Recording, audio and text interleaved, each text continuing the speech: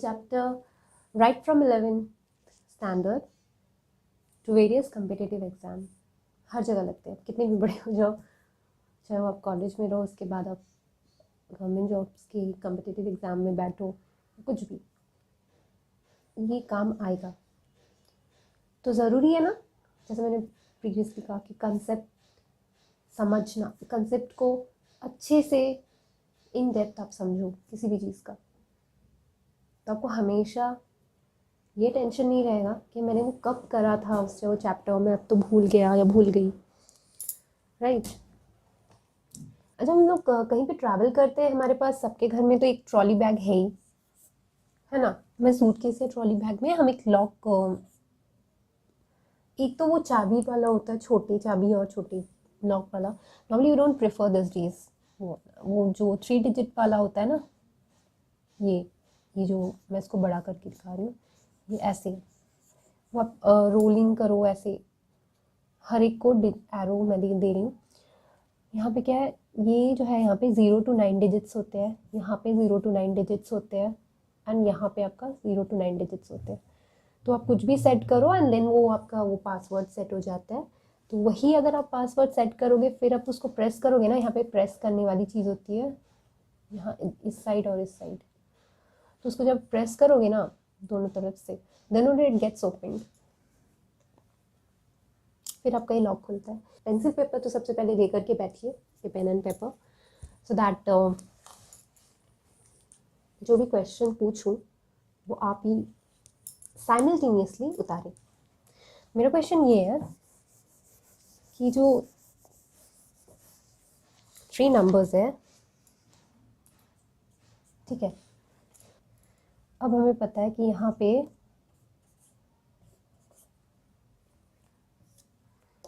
0 to 9, यहाँ पे 0 to 9 और यहाँ पे 0 to 9, राइट। तो क्या क्या नंबर्स हो सकते हैं, आप कोई भी पासवर्ड सेट कर सकते हो, राइट, कोई भी पासवर्ड यहाँ पे सेट कर सकते हो। तो यहाँ पे क्या क्या होगा वो आपको सोचना है। तो यहाँ पे आप मान लो मैंने सेट किया 4 5 6, किसी ने किया 4 4 4, तो ये भी पॉसिबिलिटी और ये भी पॉसिबिलिटी है, फॉर एग्जाम्पल। तो हम रिपीटेशन भी कर सकते हैं, है ना। तो ये जो सारी चीज़ें हैं ना, कोई भी स्पेसिफिक नंबर्स हमने लिया, उसको अरेंज किया, यही सारे प्रॉब्लम्स डील करता है हमारा परमुटेशन, ठीक है।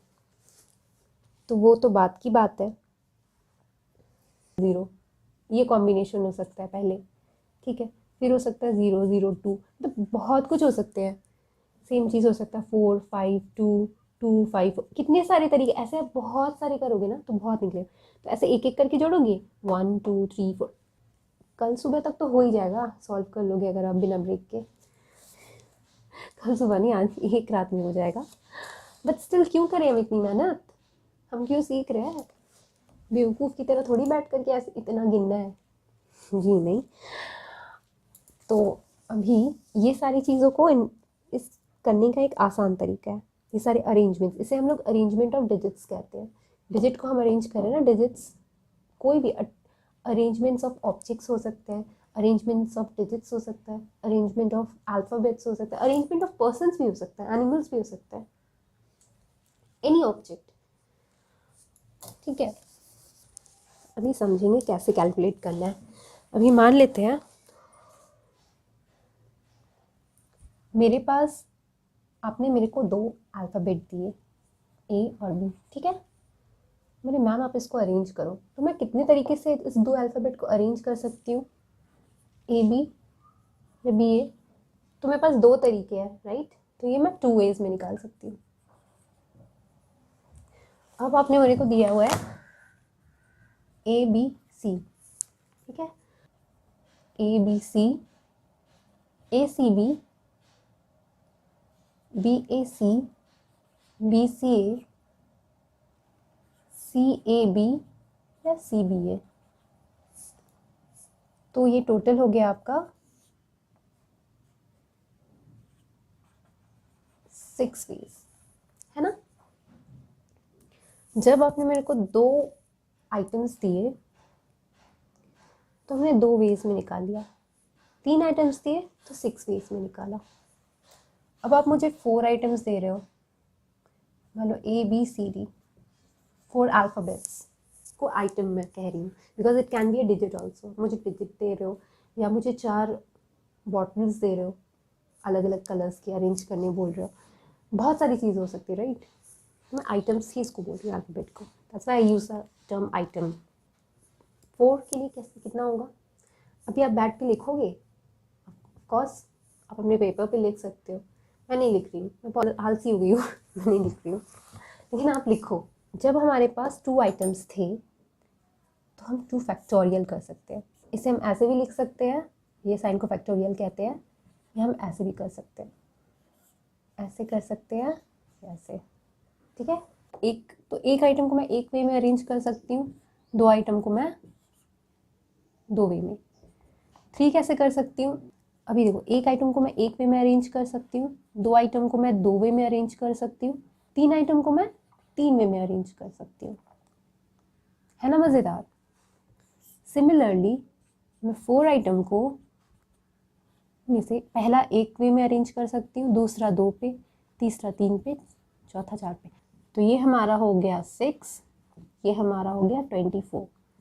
इस केस में हम 24 वेज में अरेंज कर पाएंगे।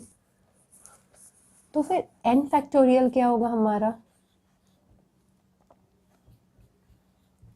मतलब nth टर्म। 1 इंटू 2 को हम लिख सकते हैं क्या, 2 इंटू 1, 1 इंटू 2 इंटू 3 को ऐसे लिख सकते हैं क्या, 4 इंटू 3 इंटू 2 इंटू 1। क्या मैं इसमें लिख सकती हूँ उल्टे में, मतलब 4 जैसे 4 है तो n पहला टर्म आपका पहला टर्म n होगा। उसके बाद अब देखो पहला टर्म 2 है, फिर एक घट जा रहा है, हर बार देखो एक घट रहा है, हर एक टर्म में घट रहा है। 3 है फिर 2 है, मतलब एक एक करके घटता जा रहा है। वैसे n है तो नेक्स्ट टर्म हमारा होगा n-1, उसके बाद वाला टर्म होगा n-2, राइट। ऐसे अपन करेंगे और करते करते 3 इंटू 2 इंटू 1। अगर मैं सिर्फ n को बाहर रखूँ, n को हटाऊँ, n को मैं हटा रही हूँ, तो n-1 इंटू n-2, ये जो बचेगा, क्या ये n-1 का फैक्टोरियल नहीं लग रहा है। और आसान भी मैं समझाती हूँ, डरने की कोई ज़रूरत नहीं है। ये क्या हो गया, अचानक से खिचड़ी बन गया दिमाग में नहीं, nth को फिर से, nth को कभी भी समझना है ना, किसी भी सम्स में या कभी भी लाइफ में, फिजिक्स केमिस्ट्री कहीं भी ऐसा कोई टर्म आता है जो कि वेरिएबल जिसे कहते हैं, मतलब कोई एक पर्टिकुलर नंबर हम नहीं ले रहे, ऐसे बैठा रहे, तो वहाँ पर कोई नंबर आप बैठा लो तो ईजी होता समझने में। जैसे मैंने ये 3 समझाया ना, ये 3, इन तीनों के थ्रू ही मैं ये फॉर्मूला निकाली हूँ, यहाँ से निकाली हूँ ना, कि अगर पहला 4 है, 4 फैक्टोरियल है तो 4 होगा पहले, वैसे n फैक्टोरियल तो पहला n होगा, सेम टर्म होगा, फिर एक एक करके घटता जाएगा। अब n से 1 घटेगा तो -1 होगा, n से 2 घटेगा तो n-2 होगा, एक एक करके घटेगा ना। यहाँ पे n-2 क्यों हुआ, इसको और मैं तोड़ के बताऊँ, n-1 हुआ ना टर्म, तो इसमें से भी अगर हम -1 और करते हैं, यानी n-1 होगा ये next term, which is nothing but n-2, इसलिए यहाँ पे n-2 हुआ। 1 फैक्टोरियल इक्वल टू एक, तो एक ही होगा, 1 इंटू नथिंग, ठीक है। अभी अब देखो, राइट, 1 फैक्टोरियल इक्वल टू 1। ए को आप एक ही तरीके से अरेंज कर सकते हो ना, ए। 2 फैक्टोरियल में हम देख रहे हैं 2 इंटू 1, ये 1 is nothing but 2 into 1 is 1 factorial, right. यानी हम लोग ऐसे लिख सकते हैं, अगर 2 हम निकाल ले रहे हैं तो जो बचा है उसका फैक्टोरियल होगा। ये 3 है, ये 2 इंटू 1 क्या है, ये 2 into 1 it's nothing but 2 factorial, तो इसे हम लिख सकते हैं ना 3 इंटू 2 फैक्टोरियल। ये क्या है, ये वाला, ये 3 फैक्टोरियल है, तो आप लिख सकते हो 4 इंटू 3 फैक्टोरियल, है ना, राइट।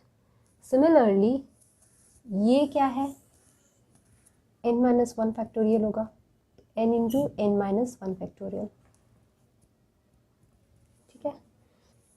अब इसको बस ऐसे ही रट्टा नहीं मारना है, क्यों हो रहा है वो आप समझो, ये खुद दिमाग में रह जाएगा, अलग से आपको रट्टा मारने की ज़रूरत ही नहीं है ना, आपको ये खुद समझ में आ जाएगा कि हाँ हो क्या रहा है। n फैक्टोरियल का मतलब होता है n into n minus one into n minus two into three into two into one. अभी उसको आप इस फॉर्मेट से इसमें निकालोगे, मतलब n हटाओगे, n निकाल दे रहे हो फैक्टोरियल फॉर्म से। इस n को अगर आप बाहर निकालोगे, मतलब हमारा ये था, इस n को आप बाहर निकालोगे n, अंदर क्या बच रहा है, n माइनस वन बच रहा है, n factorial into n minus one. So हमारा ये फैक्टोरियल कंसेप्ट क्लियर हुआ। अभी ये जो nth टर्म है ना, ये nth टर्म हमेशा अपने को याद रखना, it will be a whole number, positive integer. कभी ये नेगेटिव नंबर नहीं हो सकता है, हाँ, never be a negative number, will never be a fraction, ठीक है, पॉजिटिव इंटीजर होगा, होल नंबर। कि 0 फैक्टोरियल विल बी 1, ये इसलिए हो रहा है क्योंकि ये it's a number of ways, right, to arrange a data set with no values in it. हम लोग ये सब क्या, this are nothing but the number of ways of arranging the data और arranging a data set. 2 set दिया हुआ था, पहले क्या मैंने ए बी दिया था, फिर मैंने डेटा सेट में मेरा ए बी सी था। तो इन सबको डेटा सेट को अरेंज करने के तरीके हैं सारे। मेरे डेटा सेट में कुछ भी नहीं है, तो उसको हम कंसिडर करेंगे 1। नेक्स्ट आता है हमारा काउंटिंग टेक्निक। जी हाँ मैम, एडिशन, सब्ट्रैक्शन, मल्टीप्लिकेशन और डिवीजन ही सिखाने वाली हूँ। Just kidding. काउंटिंग टेक्निक क्या है, ये जो फैक्टोरियल अपन अभी सीखे जस्ट नाउ, बहुत फॉर्मूला वगैरह कैसे डिराइव कर रहे हैं, छोटी चीज़ है, बट फैक्टोरियल हम क्यों सीख रहे हैं, परमुटेशन कॉम्बिनेशन में हम आगे चल के समझेंगे कि कोई भी एक सम को हम ऑब्वियसली ऐसे ही काउंट कर सकते हैं, लाइक ओरली, बट पॉसिबल नहीं है ना, कभी कभी बड़े बड़े नंबर्स होते हैं, बड़े बड़े अरेंजमेंट्स होंगे जो हम अरेंज नहीं कर पाएंगे। तो उस केस में हमें समझना पड़ेगा कि कैसे और क्यों किसी चीज़ को कैलकुलेट करें। सबके अलग तरीके होते हैं, पर पहुंचोगे तो भाई आप वहीं पे सही आंसर पे, क्योंकि अगर आपका कंसेप्ट क्लियर है तो सही आंसर आना ही है, कैसे भी करो। Counting technique deals with this number of ways of arranging और सिलेक्टिंग ऑफ ऑब्जेक्ट्स।